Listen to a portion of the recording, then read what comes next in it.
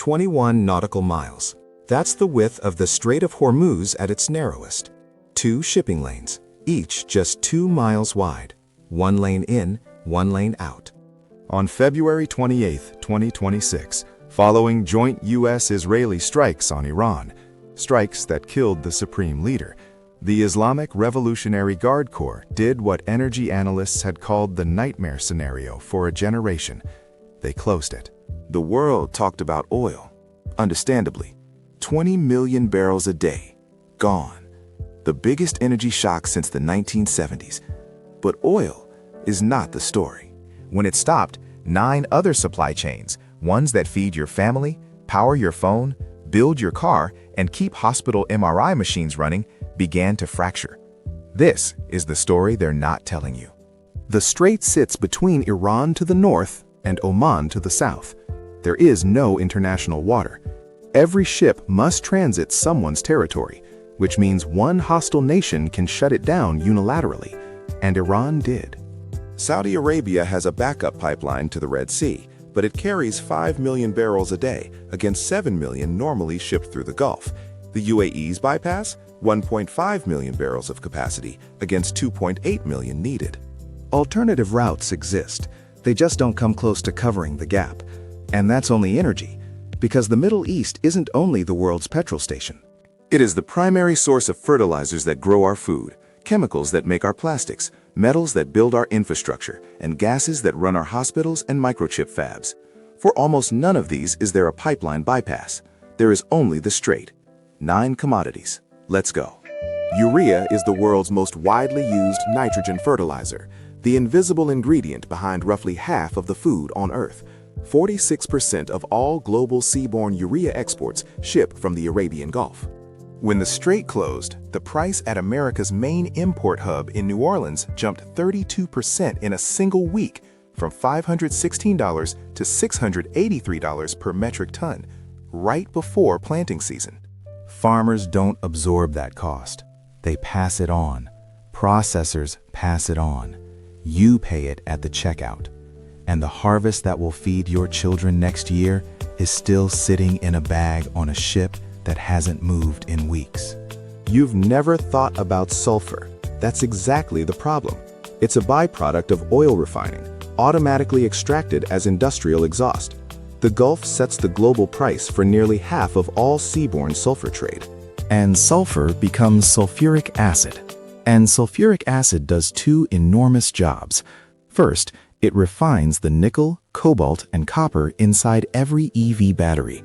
No sulfur, no green transition at scale. Second, it produces the phosphate fertilizers that work alongside the urea we just discussed. It's in both systems at once. Industrial slowdowns are spreading through Indonesia and Africa's copper belt. The clean energy revolution was quietly built on a supply chain that runs through a closed waterway. 2 chemicals most people have never heard of are inside almost everything they own. Methanol, feedstock for plastics, paints, resins, synthetic fibers.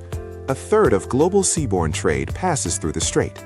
China, the world's largest buyer, is watching port inventories fall toward warning thresholds. Monoethylene glycol, MEG, makes your polyester clothes and your plastic food packaging. The Gulf shipped 6.5 million tons in 2025 alone. Now Asian buyers, China, India, Vietnam, Indonesia, are scrambling for American supplies instead, which is pushing US prices up too. A disruption in a 21-mile strait is inflating the price of a shirt manufactured in Southeast Asia. That's how connected this is. You've heard about lithium. You've heard about cobalt. But the material that actually holds the charge in an EV battery's anode, that's graphite. And synthetic graphite is made from petroleum coke, a low-value byproduct of oil refining. Here's the trap. When oil prices spike, refiners chase higher-value outputs. Petroleum coke gets deprioritized.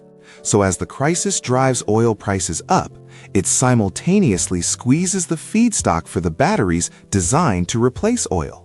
The green transition isn't just slowing down. It's being made more expensive by the very crisis that's supposed to accelerate it. Outside of China, the Middle East produces around 9% of the world's primary aluminum, and that share had been growing. Within weeks of the crisis, over 150,000 tons registered on the London Metal Exchange had been pulled from warehouses. Markets front-running a shortage. Aluminum smelters can't be spun up overnight elsewhere, and China, the alternative, has its own priorities. Automotive plants, aerospace manufacturers, construction firms, renewable energy installers, all facing rising input costs with no fast route around it. Morgan Stanley flagged aluminium as one of the highest-risk upstream inputs for global manufacturing, and it barely made the news. Qatar controls nearly a third of the world's helium supply. There is no synthetic substitute. There is no alternative supply chain at scale. MRI scanners use liquid helium to keep superconducting magnets near absolute zero. Without it, the magnets fail, catastrophically. A multi-million-dollar machine becomes useless. In chip manufacturing, helium enables the precision fabrication that builds every processor in every device you own. Hospitals worldwide are already triaging scans. Waiting lists are growing. This is not an abstract supply chain problem. It is a medical problem arriving in real time. The Gulf is a key supplier of high-grade iron ore pellets and direct reduced iron, premium feedstocks for modern, cleaner steelmaking. When the crisis hit, ship owners stopped transiting the strait almost immediately. Buyers across Asia and India paused procurement. Longer routes, higher freight, more expensive steel. Steel underpins every building, bridge, and infrastructure project on Earth. In an industry already running on thin margins, this cascade feeds upward into housing costs, infrastructure budgets, and manufacturing timelines everywhere. The Middle East was positioned to become the world's leading green hydrogen exporter. Cheap solar, deep water ports, massive electrolyzer capacity, billions in investment, years in planning. The crisis has done two things at once: made fossil fuels expensive enough to accelerate the case for clean alternatives, and made the region too unstable and expensive to invest in at scale. The World Economic Forum's 2026 Global Risks Report named geoeconomic confrontation as a primary driver of industrial policy. What the Strait has confirmed is starker. You cannot build a clean energy future on infrastructure that one nation can close in an afternoon. Here is what the Strait has revealed. The global economy does not run on oil, it runs on choke points. On single points of failure so deeply embedded in supply chains that closing one reaches into every hospital, grocery store, factory floor, and power grid simultaneously. We've had warnings. COVID stripped just-in-time supply chains bare. The 2024 Red Sea crisis rerouted container shipping around Africa for months. Each time, the world recovered and rebuilt the same dependencies. The Hormuz crisis is categorically different in scale, and its geopolitical fallout is already reshaping the map.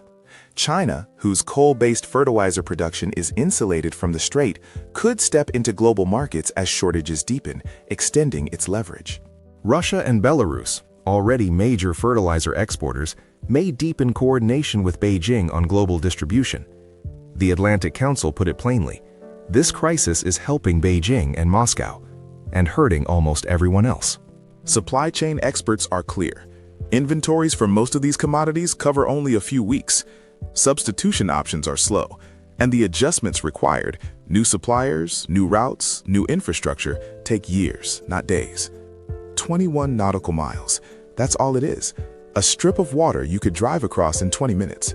And yet in that gap lives the price of your food, the cost of your car, the shirt on your back, the scan your doctor ordered, the battery in your phone, the steel in the building you work in, and the clean energy future your government promised. The lesson of the Strait is not that we depend on oil, it's that we depend on geography.